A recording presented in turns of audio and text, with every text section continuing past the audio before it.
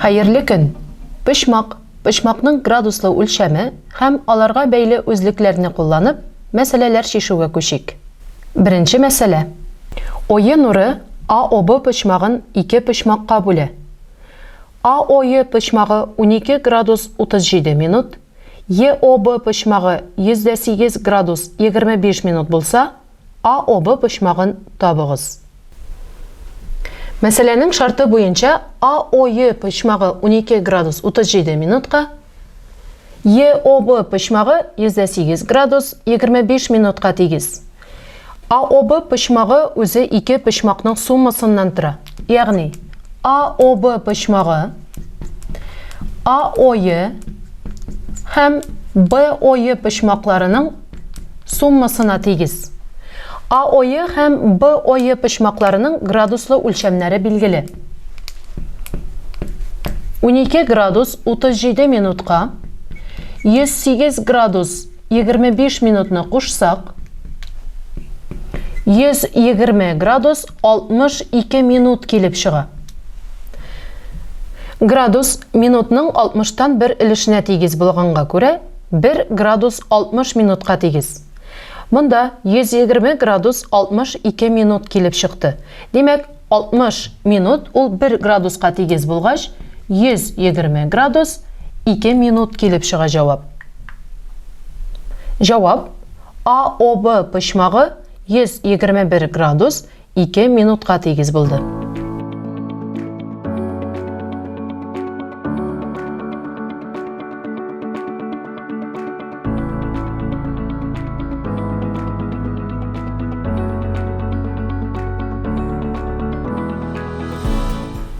Otsı nuru AOB pişmağın 2 pişmaqqa bölə.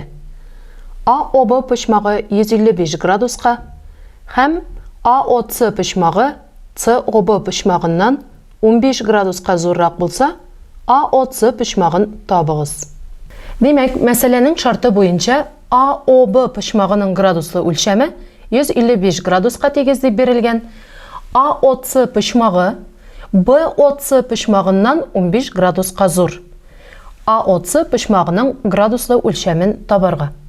Eğer kişirek pişmaqны X dep tamgalasaq, yani BOC pişmağı X-qa tegiz bulsa, ol vaqtda AOC pişmağı X qoşam 15 gradusqa tegiz bula. AOB pişmağı öz şiratında AOC hem BOC pişmaqlarının summasından tura.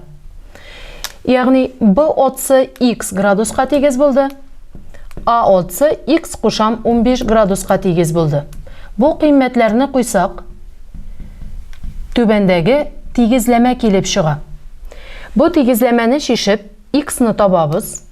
Yani 2X tegiz bula. 155 alam 15. 2X tegiz bula 140. X-ni tabu için 140'ni 2'ge bölemiz. X neticede 70'ge tegiz kelib çığa. Yani COB pişmağı 70 gradusqa tegiz buldu. Hazır AOC pişmağını tabıq. AOC pişmağı COB pişmağından 15 gradusqa zor. Demek COB 70 gradusqa tegiz buldu. AOC 15 gradusqa zor bulğaç. AOC pişmağını tabu için 70'ge 15'ni qoşabız. Hem neticede 85 gradusqa tegiz bulğan AOC pişmağı kelib çığa. Cevap AOC pişmağı 85 gradusqa tegiz buldu.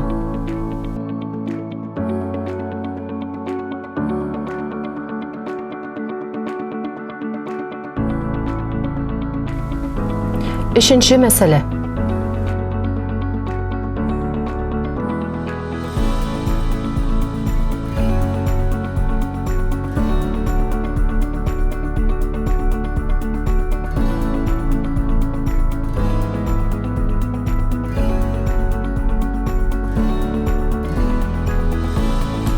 Üçüncü meseleye köşik. Meselenin şartı boyunca DRQ pişmağı 130 gradusqa tegiz dep berilgen, DRF hem FRM pişmaqları tegiz, Шулай ук MRN белән NRQ почмаклары тигез. FRN почмагын табарга кирәк. Ягъни FRN почмагы билгесез. Мәсьәләнең шарты буенча DRQ почмагы 130 градуска тигез. Үз чиратында DRQ почмагы 4 почмакның суммасыннан тора. Ягъни DRF,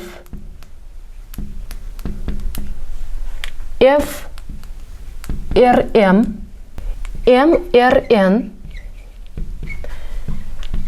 NRQ почмакларының суммасы 130 градуска тигез дигән сүз. Шулай ук мәсьәләнең шарты буенча FRM һәм DRF почмаклары тигез. Һәм MRN почмагы белән NRQ почмагы тигез. Бу тигезлектән 2 почмак FRM кушам 2 тапкыр почмак MRN дип язалабыз. Һәм шушыларның суммасы шулай ук 130 градуска тигез була. Бу тигезлектән 2-не җәят тышына чыгарсак, FRM һәм MRN почмакларының суммасы FRN почмагына тигез була. Ягъни 2 тапкыр почмак FRN 130 градуска тигез килеп чыкты.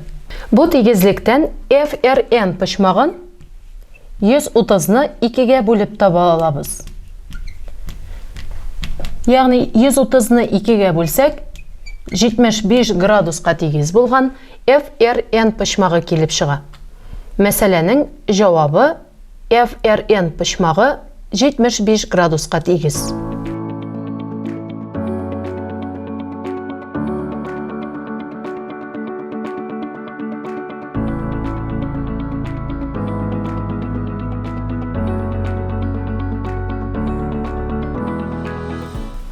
Бүгенге дәрестә почмакның градусы үлчәме һәм аңа бәйле үзлекләрне кулланып мәсьәләләр чиштек. Киләсе очрашуларга кадәр сау булыгыз.